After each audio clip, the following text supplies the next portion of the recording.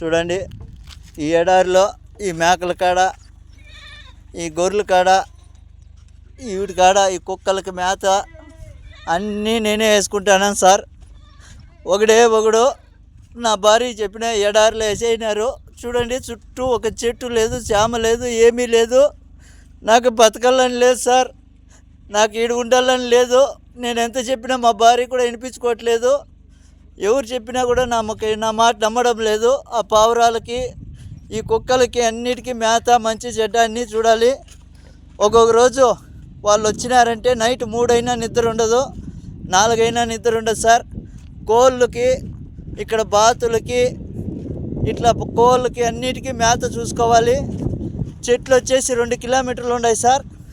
ఆవిడికి నీళ్ళు ఎత్తుకుపోయి పోయాలా, క్యాన్లతో నీళ్లు మోసుకొని పోవాలా. ఈ జనరేటర్లు ఒకటంటే ఒకటి పని చేయడం లేదు.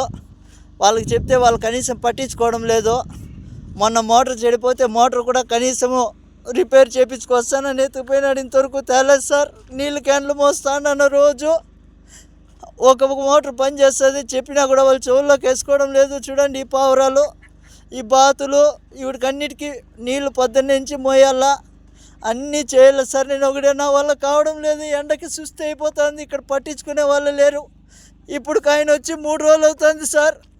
కనీసం నువ్వు తిన్నావా చచ్చినావా అని ఫోన్ కూడా చేయడం లేదు. ఈడ నాకు ఈ పక్క పాములు, తేళ్ళు ఎక్కువ ఉన్నాయి సార్.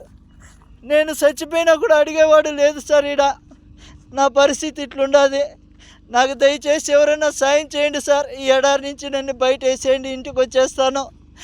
ఈడున్నానంటే చచ్చిపోతాను సార్, ఇంక 2 రోజులు ఉంటే చచ్చిపోతాను. నా వల్ల కావడం లేదు సార్. చూడండి, చుట్టుకారము ఒక చెట్టు లేదు, చేమ లేదు, ఒక మనిషి మాట్లాడేవాడు కూడా లేడు సార్. ఈడ నాకు కనీసం మాట్లాడించేవాడు లేడు. తిన్నావా చచ్చినావా, ఏంపా ఎట్లుండదు అని అడిగేవాడు లేదు సార్. నాకు నా బిడ్డలు గుర్తొస్తున్నారు, నేను బతకలేను సార్. ఈడ దయచేసి ఎవరైనా నన్ను సాయం చేయండి. ఈ కోవిడ్ నుంచి నన్ను బయటపడేయండి సార్. ఏమని చెప్పినా కూడా ఏజెంట్ కూడా కానీ నా మాట వినడం లేదు సార్. డబ్బులు కట్టు అంటున్నారు. నా కాడ అంత డబ్బులు లేదు. ఏం చేసేది సార్, నేను కూలి చేసుకుంటేనే పని జరుగుతుంది. ఏదో ఇక్కడ నాకు చెప్పిండే పని వచ్చేసి వేరే, ఇక్కడ చేపిస్తుండే పనులు వేరే. ఎవరికి అడిగినా నాకు పట్టించుకోవడం లేదు సార్. నా వల్ల కావడం లేదు. ఎవరైనా దయచేసి నన్ను గడ్డకేయండి సార్, మీ కాళ్ళు పట్టుకుంటాను.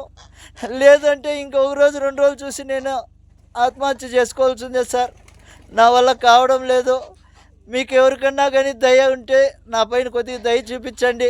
ఎందుకంటే ఇంటికి వచ్చి కూలో నాలో చేసుకునైనా బతుకుతా, కానీ ఇక్కడికైతే బతకలేను. నా వల్ల కావడం లేదు సార్. 10 నుంచి సాయంత్రం దాకా ఒకటే పని ఉంటుంది. నా వల్ల కావడం లేదు. కనీసం ఇక్కడ మాట్లాడించేవాడు కూడా లేడు సార్. నా కర్మ వద్దు. ఇక్కడ నేను ఎంత బాధపడతానంటే అంత బాధపడతాను. మా భార్యకి ఫోన్ చేసి చెప్తే, నాకా డబ్బు లేదబ్బా, నేనేం చేసేది, నేను ఎక్కడి నుంచి తీసుకురావాలి అందంటుంది. ఇంకా నేను ఇక్కడ బతకలేను సార్. నా వల్ల కావడం లేదు. దయచేసి నాకు మీద ఎవరైనా దయ చూపించండి సార్. చూడండి, ఇక్కడ ఇసుక తుఫాను వస్తుంది సార్. ఆ రోజు వాళ్ళకి చెప్పినా కూడా వాళ్ళు రారు. ఇసుక తుఫాను ఉంటే రారు వాళ్ళు. ఈడ మేత వేయాలా, నీళ్ళు పెట్టాలా. మనిషి చచ్చిపోయినా వాళ్ళకి బాధ లేదు. వీటన్నిటికీ మేత పెట్టాలా, నీళ్ళు పెట్టాలి, అన్నీ చూసుకోవాలి సార్. కాబట్టి ఎవరైనా దయచేసి నా బాధ అర్థం చేసుకోండి.